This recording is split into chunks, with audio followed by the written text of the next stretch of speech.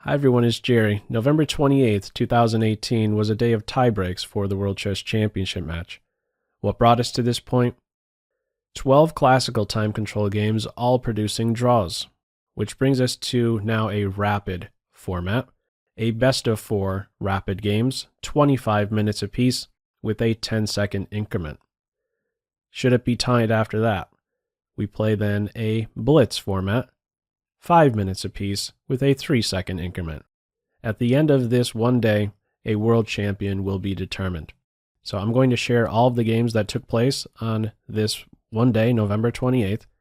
And along the way, you'll know I've included an evaluation, Stockfish 9, its evaluation, so you can see how play is changing throughout, while I make, for the most part, some light comments along the way. Opening-wise, rapid game number 1, Carlsen with white. He kicks off with c4. Caruana replying with e5. This is already a position we have not seen in any of the classical games. An English on board with a big focus in this game on d5. Black is trying to get that in. White has enough support for it, and so Black looks to chip away at a pawn that is supporting d5. So how to react to this pressure? Well, Carlsen reacts energetically in the center, ignoring the pressure, and says, I'm going to try and overtake e5, a point Caruana is not going to give up so easily. It is now secure. The bishop is ready to play. And with this next sequence, a3, white is giving up a pawn in order to obtain the bishop pair. That's the main imbalance at this stage. Now, play from here is going to be on the queen side. That's where there are some gaps for both players. The knight now on a4 is eyeing up a couple weak points, and given time, white would like to exchange queens and drop into b6, hitting the rook and conveniently picking up c4.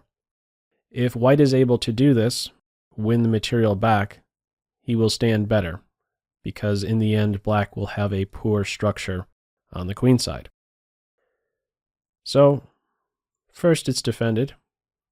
Pawn is hung onto. Queens are exchanged, some more development for both sides, some control of the knight with f3. Rook to b8, rook c1, rook b3. It's defended. And now a reposition of the knight. White is eyeing up some bishop f1 move to put pressure on c4, but black is there in time to defend. So where do we go from here? The knight is a little bit vulnerable on that square, so some pressure on it.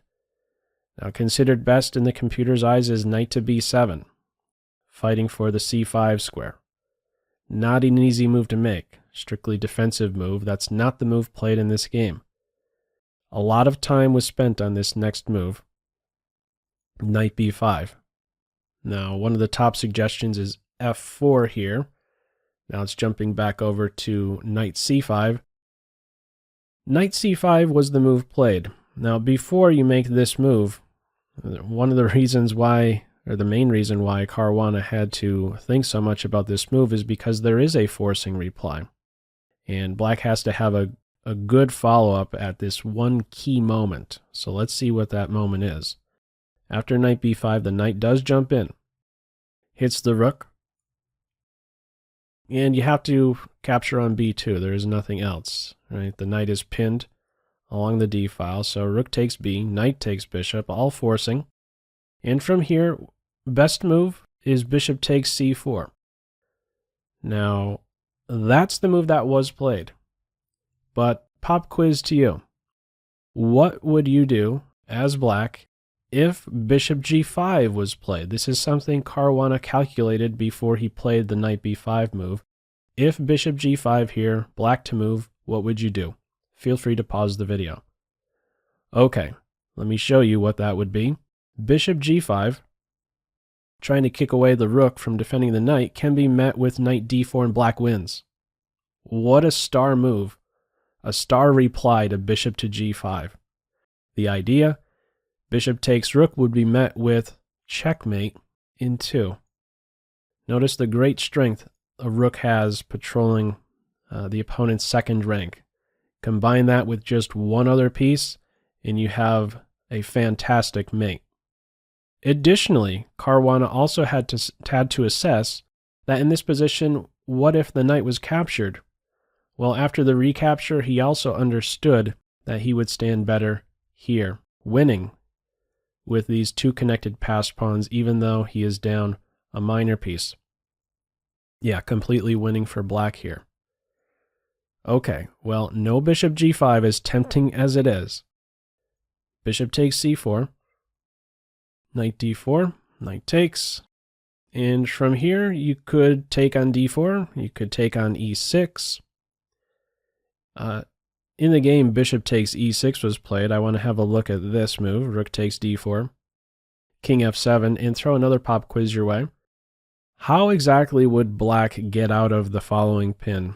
If white plays rook to d1, what should black do? Feel free to pause the video. Okay, this is another very cool sequence. If white played rook d1, the knight can move to get out of the pin. Rook takes knight is once more met with knight takes f3. If the king goes to the corner, we've already seen this, checkmate. And the only other option is here. What would result is a perpetual check. This is a way out for black. A very cool sequence. The knight jumping in to d4 into f3, or the knight from b5 going into d4 and f3, or the knight going from d7 and e5 into f3. What a fantastic resource that black has connected with this fantastic rook. Okay, in this game it was bishop takes e6, and we go down this path. Notice knight here is not working at this stage because of rook takes rook with check. It's a big difference. So after king here, we have some exchanges, and we enter a rook and pawn endgame where white is up a pawn. However, black's rook stands very well, cutting off the white king. Both of these pawns are passed. The black king is also, we can say, more active than the white king. So how to proceed from here? First, a check. White pawns get rolling. An idea here is to maybe advance, and then the rook has a pivot square, looking to put some rank pressure on the pawns, look to maybe get past this passed black pawn. It gets rolling. Rook d5 straight away. It's defended. White hangs on to the h-pawn, maybe hinting that he's ready to come over here, and, well, the h-pawn won't fall then. c4. f5 check, king f6. White is ideally placed now behind the passed pawn. It's not easy to get these pawns rolling. h5 is played, clamping down on this structure. Remains a level position. King f1, rook c3, king g2. At first I didn't understand why king g2 instead of f2. There is an idea behind that. The king has the possibility to hide in some line on h3. Rook takes a, rook takes c. Black has a strong post with the king. Even though the white king is stepped up by a rank, it remains cut off. You know, the black rook is doing a good job keeping the king cut off from the ball game. So rook c7 at this stage, and now an important moment for black, who at this stage does not have a lot of time. Neither player has a lot of time. Call it, you know, we're no longer playing rapid or even blitz. These guys are in bullet mode, living off of increment. About a minute apiece. And at this moment, a check was not thrown in, a top move rook a2, but instead king takes e4, and we see a massive shift in the evaluation. Now, is this something white capitalizes on? It is. Rook e7 follows, and we're going to see how play continues from there. The idea with rook a2 is to continually give checks. So king f3, rook h3, what do? You hide here. At this point, there can follow king takes e4, and after rook takes pawn, there's this idea of rook a1. And if the rook comes over here, then we can have rook f1, and the rook can grab the pawn, and this guy will live. The problem with the approach Caruana took is that after king takes e4, white does not have to take the pawn. So inserting this check on e7 is a key move. Grabbing the pawn would allow rook a2, and after king h3, rook f2. So similar idea as the previous variation I shared. This is considered a drawn position. One timely check, however, means that after rook takes g7 at this moment, the king will be able to take up a nice post on h3, and because the king is on f5 nearby, there will be a fork, and white will be able to pick up a pawn. This is what happens. We enter this rook and pawn endgame, where the white rook is ideally placed right behind the pawn, and it's actually a very instructive moment at this stage. King to g2. Now, instinctually, I'd be looking at the move king to g4, but this is not a win, so let's have a look at why that is the case. The reason it's not a win is because after a2, where does the king go? King wants to move forward. You don't want to go to one of these three squares because, well, the rook would give a check and black promotes. And if you go here, this pawn is no longer defended. And so black can say, I'm okay with giving up this pawn. I want to get this one, and I will make a draw. So first the king goes to g2. Watches out for these rook moves with check. Prevents any of this rook f1, g1, h1. And slowly, the idea here is to advance with the pawns. So he starts with h5. King moves over, g4. King moves over again. Keep in mind, what would white do if the pawn moved? King has to go back to one of these two, king h2. And then white is ready to advance and give check, and I think you don't even need the assistance of the king at this point. The white pawns and the rook are going to pose a serious threat soon enough to black, and the rook will have to abandon defense of this pawn. So what is played here is king to g7, king h5, a2, king g5 just in the nick of time. There is no check and an advance for queen. King f7, pawn marches, a check is thrown in, the pawn is picked up, and from here, after king to h5, this game goes no further. Caruana resigns, and rapid game number 1 goes to Carlsen. Now, how exactly might play have continued if we put some more moves on, just following an engine line? There's this idea of rook to e7, providing some shelter for the king when he tries to get active. So let's just say the rook plays here, king g6, check, king f5, check, king f6, check. You can now block. And next you can look forward to advancing the pawns g6, something like this. There's even a check at this point, or many different ways you could do it. Finally give a check like that, and go on to win. So I just want to give you a taste for how play could have followed from this point. And I found this one really instructive to see the king go to g2, and only after the pawns have inched up a little bit more did the king return to get in front of the pawns. Very instructive moment in this endgame in rapid game number 1. Final position right here of rapid game 1. So moving on to rapid game number 2. So let me go ahead and bring that up. Rapid game number 2, we have Fabiano Caruana with white. A game that he really needs to strike back with. So he kicks off with e4, and we revisit an opening we saw in the classical portion. That is a Sicilian Sveshnikov move 7, knight d5. And we follow game 12 for a little bit in this one. c4, knight g6, queen a4, bishop d7, queen b4, and some variety now. Queen b6 in this rapid game, simply defending. d6, I believe it was in game 12.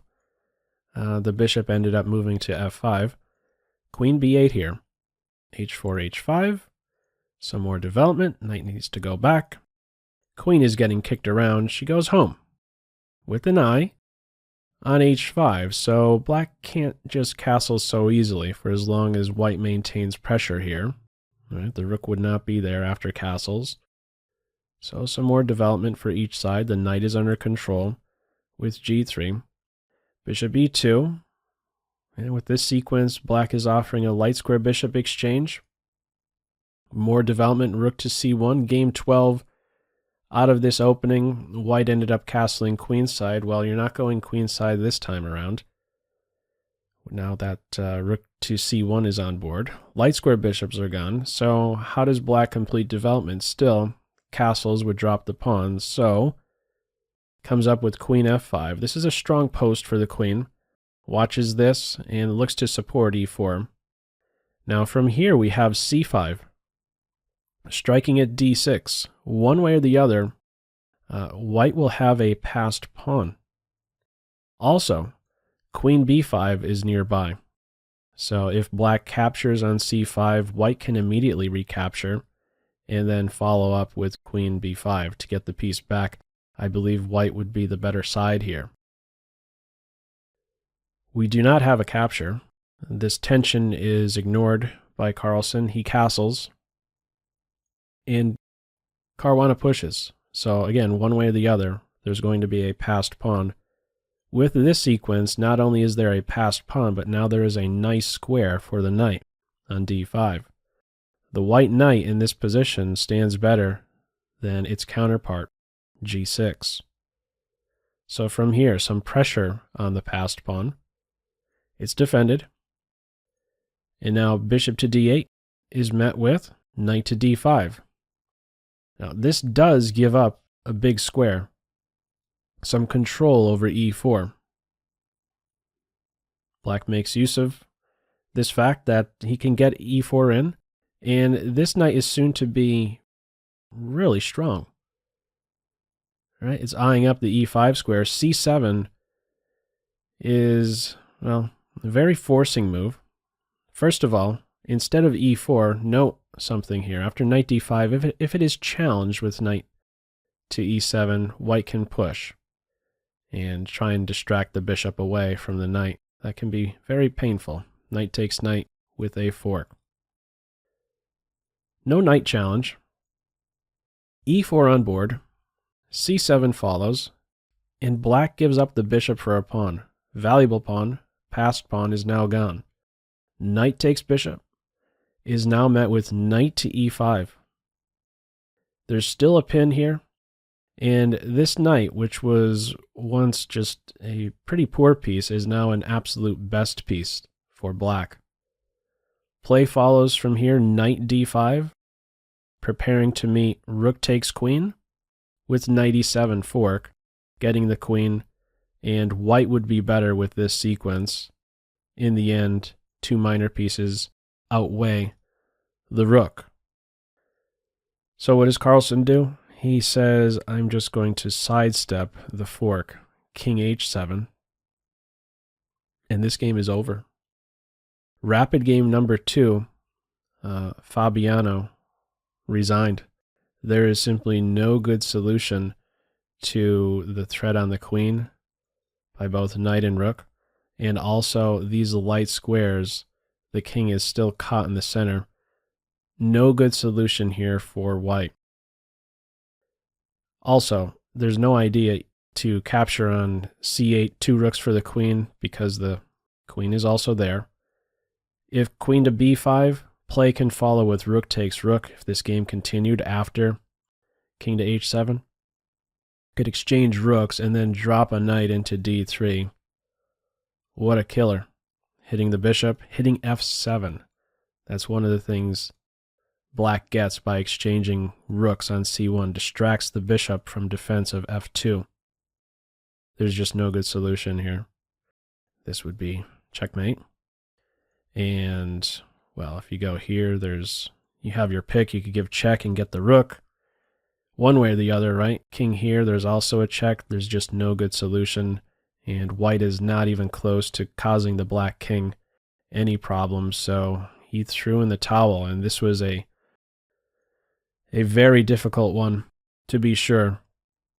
Losing with the white pieces and now down 2-0, which brings us to rapid game number 3. A must-win game for Caruana. And it is now Carlsen who has white in rapid game number 3. So let me bring this game up. Okay, here we go. Rapid game number 3. Carlsen with white, opening with e4. And for the first time, we have a reply Sicilian defense by Caruana. So let's see how play develops from here. e6. Looking for something sharp. White is focused on d5 in this game. Let's see how play develops. Knight c2. You have to be careful here already as white. Bishop to e3 runs into queen b6. And it's difficult to find a great move here. Queen putting pressure in multiple directions. So no bishop to e3. You'd like to develop and defend, but not here. The knight gets out of the way. Knight c2. Play follows with knight f6, knight c3. Castles, bishop e3. b6. Two ideas. To fianchetto the bishop and secure this point. If ever a capture, a pawn is pulled towards the center and black is then keying in on the weakest square in white's camp, d4. From here, bishop e2, bishop b7. Castles, queen e7, just getting the pieces all in play. And from here, we have finally a capture on c5.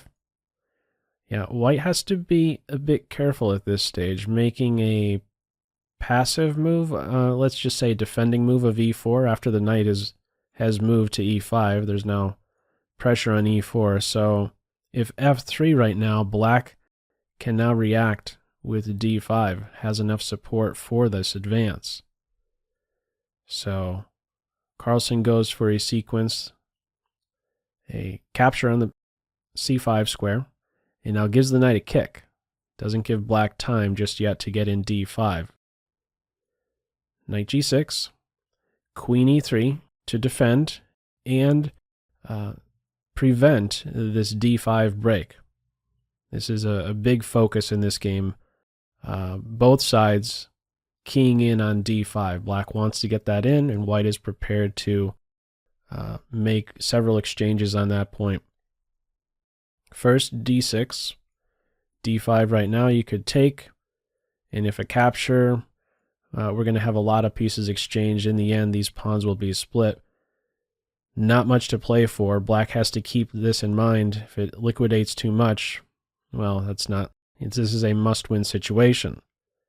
So from here, d6, some doubling on the d file, some defense over b6 by black, or b5, excuse me, queen c7. Consolidating moves for each side now. g3.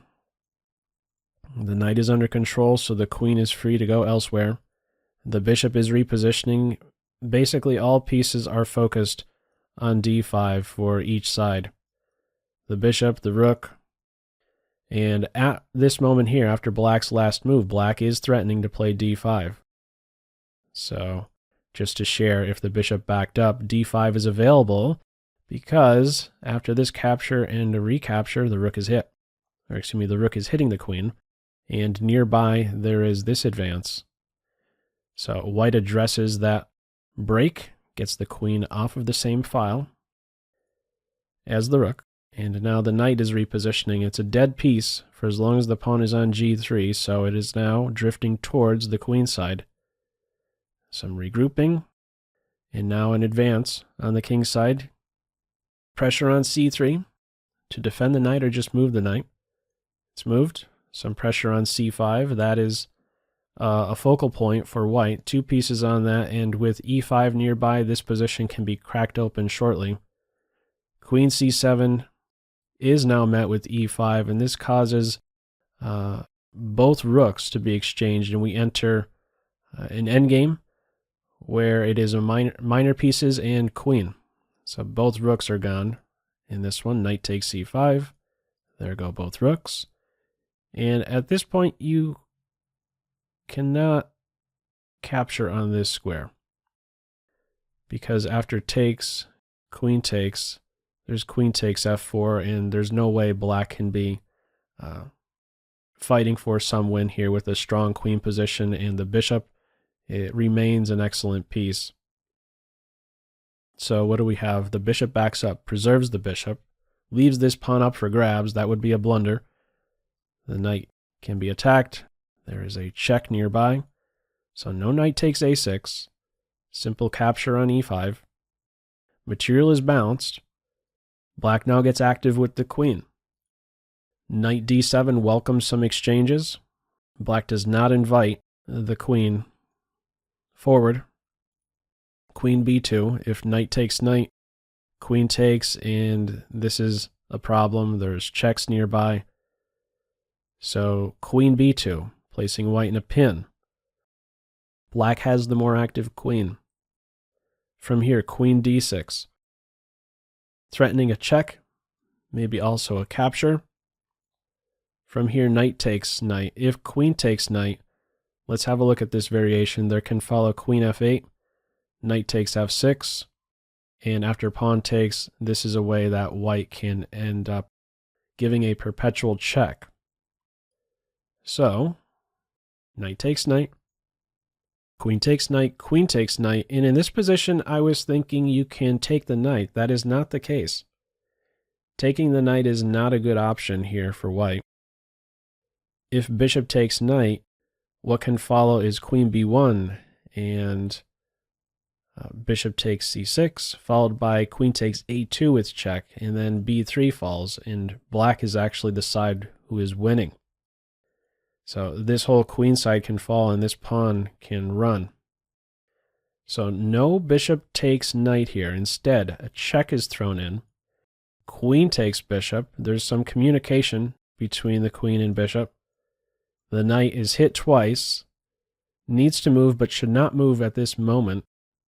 Moving the knight allows bishop e4 with a fork.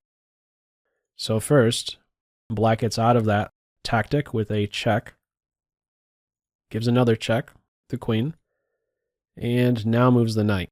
This allows white's queen to centralize, and some play now with the f-pawn. 2 pawns are passed, and we have a race position.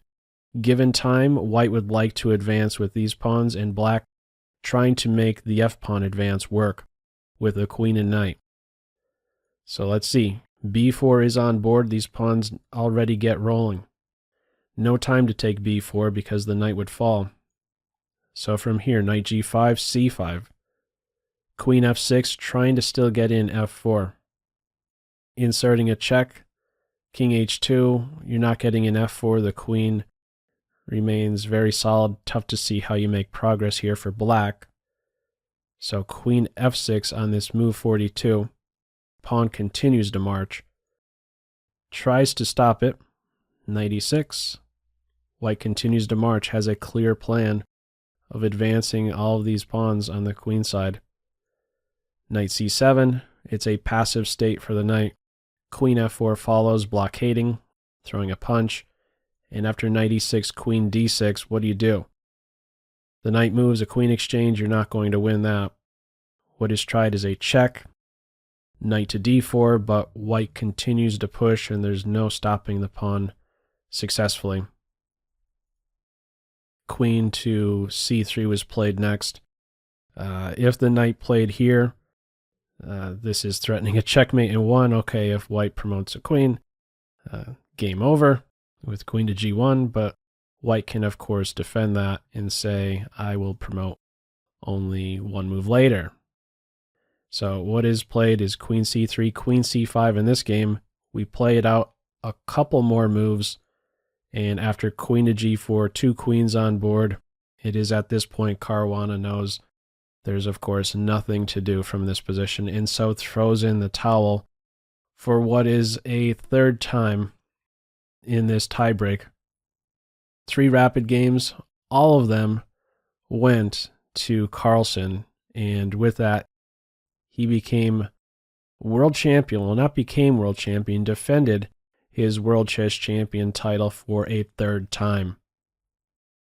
The tail of the tape on each of these games, let's have a quick look.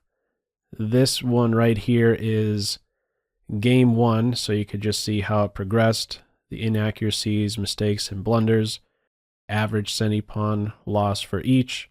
This one here is game 2. Colors reversed. Caruana with white. That one went downhill fast. Once the black knight ended up on, what square was that? E5. A black knight on E5. At what moment? Move 27. Yeah, it was just an enormous piece. And then right here, this final game. Inaccuracies, mistakes, blunders. Rapid time control. It's to be expected. The quality of play will go down. And yeah, these are the final stats for this 2018 World Chess Championship. It was a fun one to cover, and yeah, tense throughout, really. I know the classical portion was not to everyone's liking, not having a single decisive game, but that just shows how strong these guys are and how closely matched they are. Carlsen said after the match, the press conference, that this was his most difficult battle in World Chess Championship play, and he gave a lot of credit to Caruana. He said basically he's just as good as I am in this classical portion, and yeah, it was a fantastic battle throughout. I look forward to doing this in future years. I hope you enjoyed me covering these 12 games and these rapid formats. And if you were tuned in also for the live streams on Twitch, again, I appreciate your support there, here on YouTube. And it's been a fun event to cover once more. So my voice is hanging in there this time around. So thank you all again for your support in this championship, and really for the past decade plus. It's been really amazing. So thanks again. And as per usual, I hope you enjoyed this video and maybe took a thing or two away from it. That's all for now. Take care. Bye.